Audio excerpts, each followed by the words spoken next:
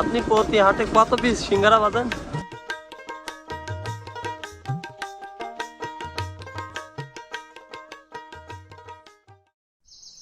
বাংলাদেশের গ্রামের হাট মানে শুধু কেনা বেচা নয়, সেখানে মিশে থাকে জীবন, গল্প ও অনুভব।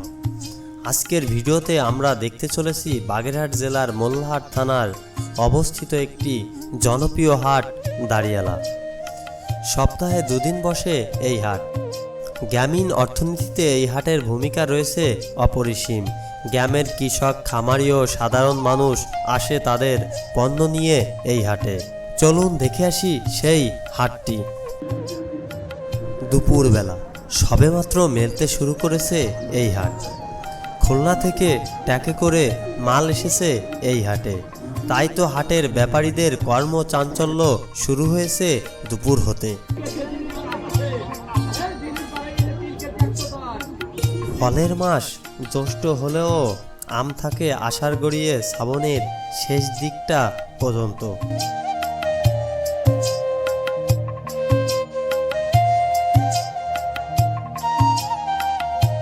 দুপুর পেরিয়ে বিকাল গড়াতে বাজার হয়ে উঠেছে জমজমাট। কৃষক ব্যাপারী নানান ধরনের সবজি নিয়ে বসেছে হাটে। কলা, পটল, সিম, শাপলা ইত্যাদি নানান ধরনের সবজি উঠেছে এই হাটে।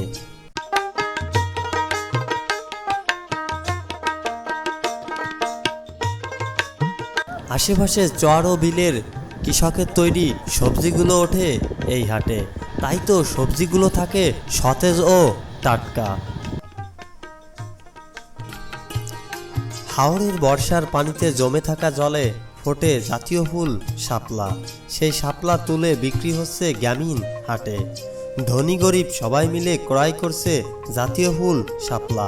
এক আটি 10 টাকা করে বিক্রয় হচ্ছে এই হাটে জাতীয় ফুল শাপলা।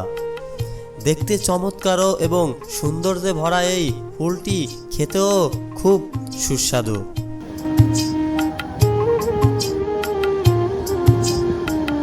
দেখুন কি সুন্দরভাবে মাল বিক্রি করা হচ্ছে এখানে। জাতীয় ফুল শাপলা, দাঁড়িয়ালা হাট। একদল দল বেঁধে আসছে হাটের দিকে বাজার করার উদ্দেশ্যে। আর এক দল বিকিনি শেষ করে চলছে নিজ নীরের উদ্দেশ্যে।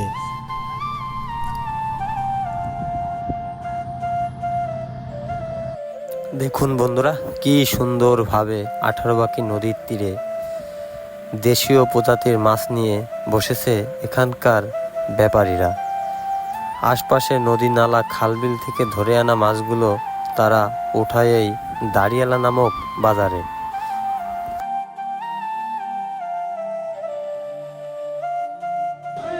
দেখুন এখানে টাকি মাছ, ট্যাংরা। এগুলো কি আপনি ধরছেন? নদীর মাছ নি না বিলের? নদীর? কোন নদীর? টেরাখোদা না? এই টাকিও কি নদীর? ডাঙ্গা মাছ ওইগুলো নদীর না? দেখুন 18 নদীর বিক্রি হয় নাই না এখনো?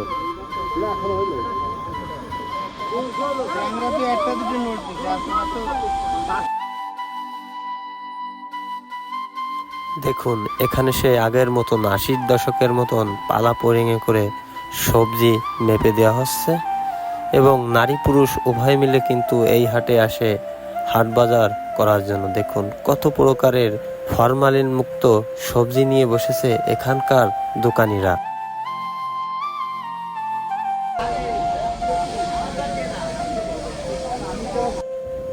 গ্রামীণ হাট মানে আপনার আমার প্রতিটি মানুষের একটি স্মৃতির পাতা, যেখানে আমাদের শৈশব কৈশোর দিনগুলো পার করেছি।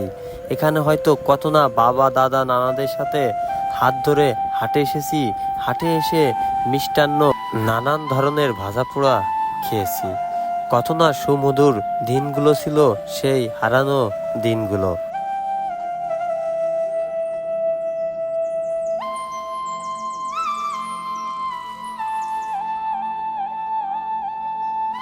চলতে চলতে চলতে আমরা চলে এসেছি মিষ্টির দোকানে। এক পাশে এখানে দেখতে পাচ্ছি মিষ্টির দোকান, আর এক পাশে হচ্ছে লবণ এবং তেলের দোকান। দেখুন কি সুন্দরভাবে তারা খোলা প্রান্তের ভিতরে বসে লবণ, তেল এবং মিষ্টি বিক্রি করছে।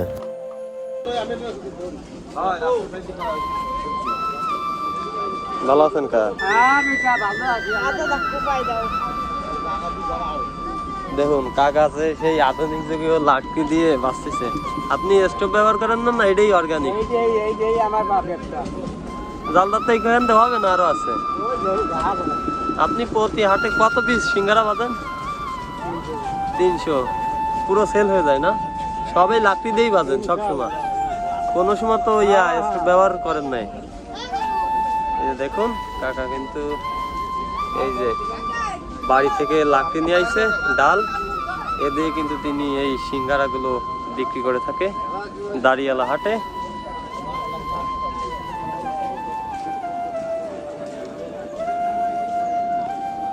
এই যে প্রথম না আজকে কতগুলো ধরে এক করে হইতে?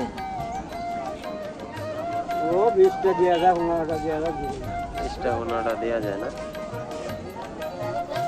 সবাই যেখানে আধুনিক হয়েছে, দেখুন কাকা সেখানে সেই 80-র দশকে পড়ে রয়েছে।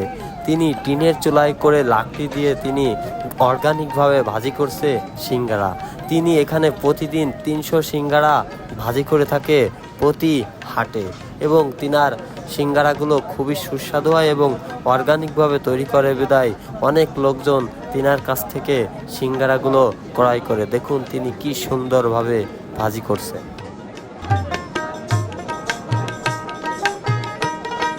দেখুন দাঁড়িয়ালা হাটে এখনো